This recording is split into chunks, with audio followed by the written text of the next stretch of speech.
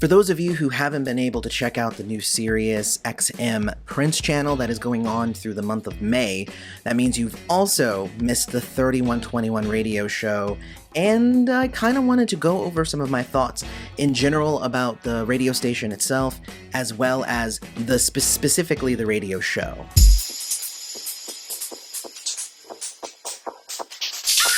Hey everybody, welcome back to Prince's Friend, exploring music through Prince. I think it's a big deal that SiriusXM is doing the Prince channel right now. I think in May, right after the 4th year anniversary of his death, I think that this is kind of a monumentous kind of occasion for them to go ahead and pay homage to, again, one of the greats, one of the greatest, possibly the greatest. I mean, I'd say so, but anyway.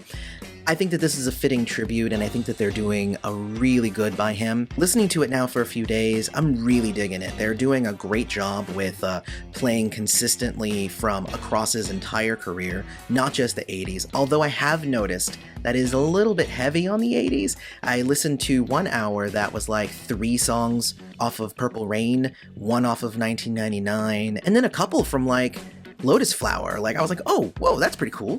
So, you know, like, it was nice to see that there was some of them mixed in, but I don't think it was possibly mixed in as good as it could be. I also think that SiriusXM is doing a good job with it, but they are playing like just Prince stuff, and it looks like only like the official Prince stuff. They've played a few live tracks here and there. They've played a couple of like really deep cuts, which is pretty cool. Like, I don't even know where they're getting access to those, but they've played a couple of really deep cuts. For the most part, though, I feel like they're kind of steering clear of playing more inspired by or in people who inspired Prince. Like, I was listening for a while, but I didn't hear, you know, any Sly or anything like that. It's mostly just been Prince pretty much continuously, with occasionally a Prince side project, The Time, Apollonia 6, Vanity, all that stuff. And then that's it, and then back to Prince. That's not a criticism, that's just mostly just kind of paying attention to what they're playing, and like, I thought that was kind of the point, was that they're going to play not just Prince, that it was going to be inspired by people who inspired him as well. But I mean, it's good. I mean, I'm not arguing. I haven't heard any of Shelby J's stuff, but I guess they're not actually even playing proteges and their stuff. They're literally just playing ones that he wrote for people, which is fine too. I mean, it is what it is. And I haven't been listening like 24/7 every day, so like, if you guys caught something that I'm saying I didn't catch, then that's good. That means that they're really trying to play the gambit and really trying to push it out there. But from my experience listening to it so far, it is heavily Prince.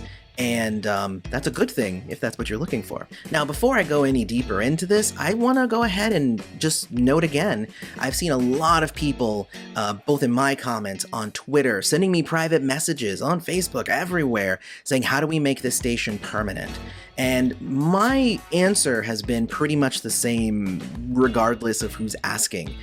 Usually what I've been saying is, if you want it to be permanent, I would say send an email, tag them in all your social media, make sure that they know that we are loving this channel and that we want it to be permanent.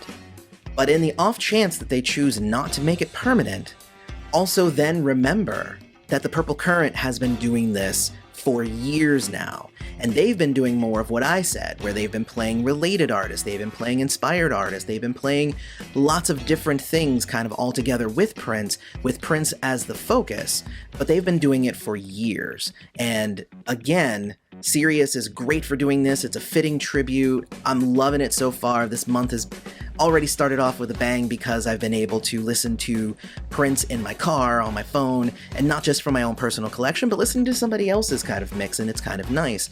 But the Purple Current's been doing it. And I just want to let everybody know, I'm going to put a link down in the description like I did with the last video.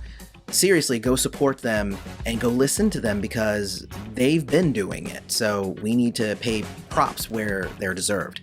So with that in mind, I want to now talk about the Prince radio demo that Prince did with DJ Rashida. And it's so funny because I keep wanting to go DJ Rashida Tlaib, and I keep wanting to go DJ Rashida Jones, but it's just Rashida, and it's one of those weird things, like my brain wants to put a last name on that.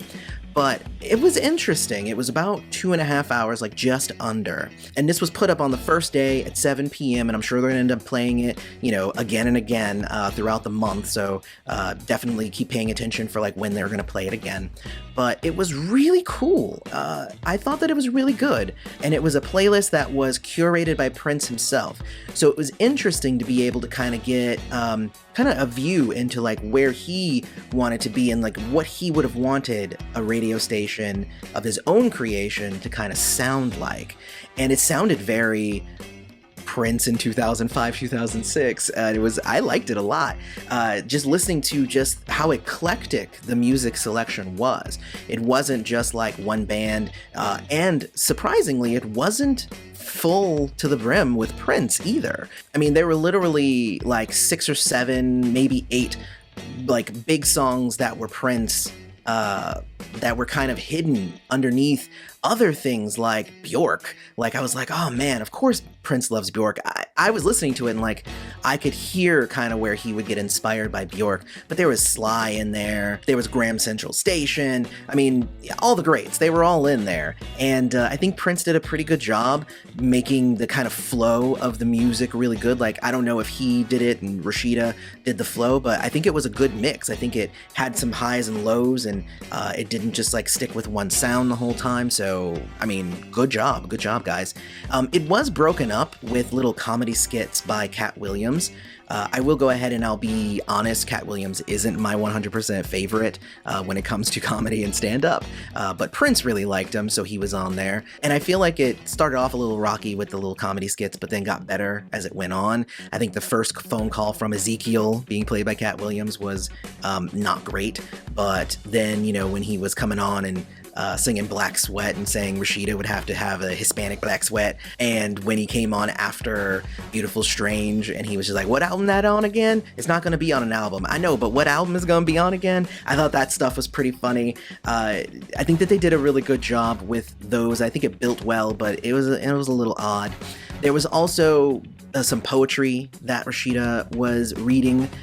You could tell was written by Prince, and it was nice. It was nice little poetry pieces. There was also a commercial for True Knowledge that Prince and Rashida did together, and I thought that was really nice. Go ahead and listen to a snippet of that because it was kind of interesting. It was one piece where Prince and Rashida were on there. Have you ever gotten that lost, confused feeling? Feeling of worthlessness? Fear of your own reflection in the mirror? Well, face it, you're ugly. Seriously, are you feeling lost, confused? Do you sometimes wonder what became of your self-worth? Well, look no further. The future is here, and it's called, that's right, True Knowledge. Just one dose of this powerful concoction, and you will instantly see results. See improvements in your love life, family life, professional life. The list goes on and on. Side effects may include heightened sex drive, a love of children, empathy toward the elderly, a greater sense of self and others, a need to share what you have with those less fortunate, peace of mind, nicer penmanship, a sudden craving for watermelon, and disdain for techno music and anything remotely binary, may even cause fearlessness. Consult your family doctor now to see if True Knowledge is right for you. This message has been brought to you by the universe. After the commercial, we actually got a 10-minute interview with Senna, who is an actress and directed some of Prince's videos and all of that stuff. So it was interesting to hear a 10-minute interview with her. I feel like this interview would have been more relevant in 2005, 2006, but it was still very interesting, and it made me want to go check out that movie, Something New. I had actually never heard of it, so I'm going to go watch that movie maybe. And I liked kind of the talking about how it was to work with Prince and how it was different, being free versus being under, contract. Because one thing that she said, and I thought that this was kind of poignant, was like, As a director, she's directed a bunch of kind of cliched videos, and, you know, Rashida asked her, like, well, you know, how does it make you feel to do that with these artists? And she's like, well, I talk to the artist, and the artists are like, I'm on board to do something completely different. But then the labels step in and say, no, you need to do the thing that sells. And again, that is one of the best things about Prince. A lot of people are really obsessed with, like, album sales, but, like, Prince didn't care about that. He did what musically spoke to him, and that's what you want. Like, why would you want anything else other than that? And basically, after all of that, it goes into this big piece of, I believe it Ain't Over, from the One Night Alone stuff, and it's a lot of Tamar, a lot of the MPG, and a lot of crowd work, I noticed, but that's like a good, like, 25 minute piece of the end of this 2.5 hours. It's basically the big kind of climactic ending is now you've sat through all of the music that Prince wanted you to hear, including some of his own, but mostly other people. You know, I would say out of the, 30 songs, Prince was only about a third, maybe a little bit less than a third of those 30 songs before you get to the big climax. So I thought that was really cool, the way that it was all done, that it ends in, like, this kind of big climactic thing, but then it doesn't actually end after the big Prince Big Bash. There's 2 songs after it, and one was Marvin Gaye, and the other one was Jay Davy, who I had never heard before, but I thought it sounded really cool. So I was very happy with the Prince demo. I guess I can kind of understand why it didn't get picked up by Sirius. And the reason for it is that it's really easy to sell, this is the Prince channel, and when you log in, it's going to be Prince. It's hard to sell a Prince curated channel because Prince was into so many different types of music. It's not going to be the type of channel where somebody can just put it on and just listen and not have any fear that, like, their tastes or their moods are going to veer off. Because, like, you could be on there and you could be listening to Sly and Tower of Power, and then Bjork comes on, or David Bowie might come on, and you might be like, this isn't, like, fitting the same vibe that I was in, so I'm going to switch away. And that's kind of the thing with these channels, is they're designed so that as soon as you turn it on, you do not turn it off. And Prince's just interests were just so varied and all over the place in the best of ways, but I understand why it possibly didn't actually take off. But I want to know what you guys have been thinking about the Prince channel on Sirius. It is going for the rest of May. I have been enjoying it, but again, on the whole, I would say make sure that you support the people who have been doing it for years now at this point. That would be the Purple Current. I'm going to keep harping on that because a lot of people are like, he does deserve his own channel. And I'm like, he's had his own channel, just not on Sirius. And it probably took time for them to make these deals and all of that stuff. Like, I get it, right? The Current's doing it out of love, which is different than doing it to get subscribers and for money and whatnot. So there you go. But I do want to know what you guys are thinking about this, and specifically the radio show itself. Let me know about all of that down in the comments. We'll continue the discussion there. Also, don't forget to follow us on social media. That's at Princess Friend YT, Instagram, Facebook, and Twitter.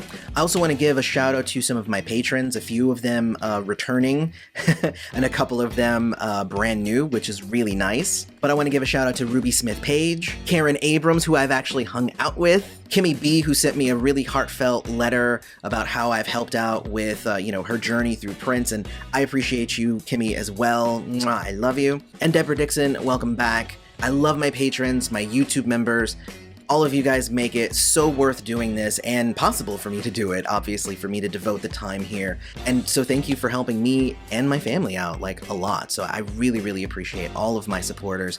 And thank you to all of you who are subbed, who are watching, who love what I'm doing. And again, I want to talk with you guys about the channel. So may you live to see the dawn. I love you all.